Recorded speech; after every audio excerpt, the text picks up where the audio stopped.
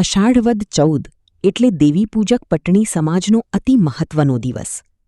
સ્વજનોને કૃતજ્ઞતાપૂર્વક સામૂહિક શ્રદ્ધાંજલિ આપવા માટે પવિત્ર ભૂમિ પાટણમાં આજના દિવસે ગુજરાત સહિત ભારતભરમાં વસતા દેવીપૂજક સમાજ પાટણ આવે છે.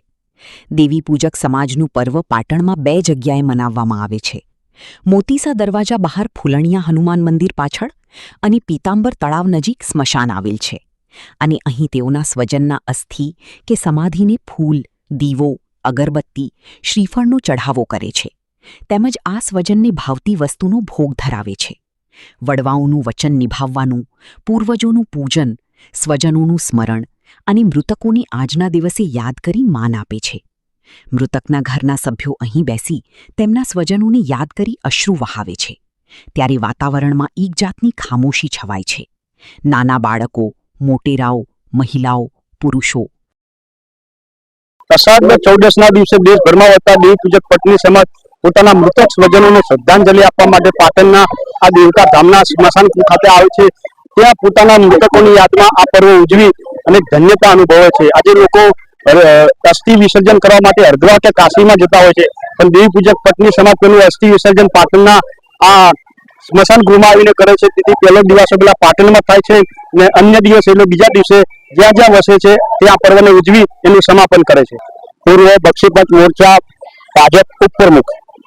આજે 14 અને અમાવસ અષાઢ માસનો દિવસ છે અને અમદાવાદ, પાટણ, 7 શહેરમાંથી અમારી સમાજના લોકો અહીંયા નિવાસો કરવા માટે લક્ઝરી દ્વારા, રેલવે ટ્રેન દ્વારા, નાના મોટા સાધનો દ્વારા આખા વિશ્વભરમાંથી અહીંયા આવતા હોય છે અને પોતાના સ્વજનો મૃત્યુ પામે હોય એમના શમશાનની સમાધિ પર જઈ અને આક્રમ વ્યક્ત કરતા હોય છે, બરાબર, અને એમના પૂર્વજોને શાંતિ મળે એવી પ્રાર્થના કરતા હોય છે અને એમને મનગમતી ચીજ વસ્તુ હોય એ એમની સમાધિ પર મૂકી અને પોતાના સંતોષ વરે એવું માનતા હોય છે.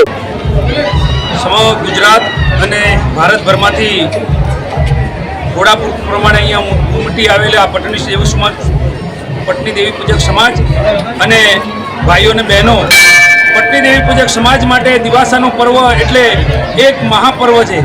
મહાપર્વ જેમ લોકો કુંભ સ્નાનનું પર્વ માનતા હોય છે, એમ અમારા માટે આ એક કુંભ સ્નાન જેવો પર્વ છે. અને આ પર્વ અમે સ્મૃતો અને મૃતોની યાદોમાં, પરિવારજનના જે મૃત પામેલા લોકો માટેની યાદોમાં અહીંયા સ્મારક રીતે લેડીઝ અને ભાઈઓ અને બહેનો અહીંયા આવી અને એમના પ્રત્યે યાદ કરી, એમને ભાવથી ફળ ફરાદી અને એમના પ્રત્યેની જે આદર ભાવના દેખાડી અને પુષ્પાંજલિ અને વૃદ્ધાંજલિ આલતી હોય છે. અને એ લોકો એ દિવસે યાદ કરી અને એમના માટે પ્રાર્થના કરતા હોય છે સદગતિ માટેની.